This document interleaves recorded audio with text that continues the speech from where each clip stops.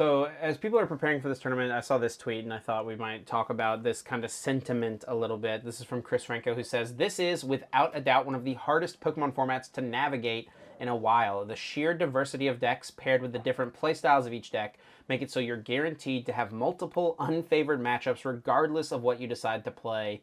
Not excited."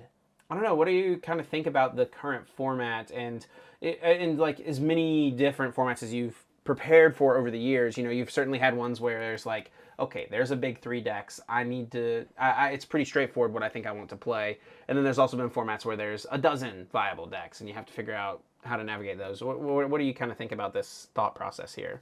I mean, I don't think there's as many good decks as Chris seems to think there is, for sure. Like stuff like Lost Box and Miraidon technically exists around like 3 or 4%, or maybe even less, but they're not actual decks you need to prepare for. And I don't think it's that much different than many of the formats we've had over the last like year and a half. They've been more wider formats, right? Like the World Championships was maybe the most narrow format we've had in a while, 24% Drago or whatever.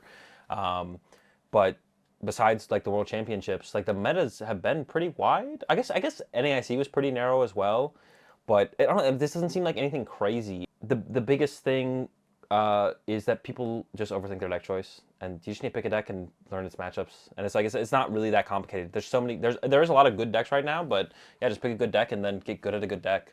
It's this meta, this format's not that much different from last format. Not too big of a difference in terms of how many decks are good and what decks are good.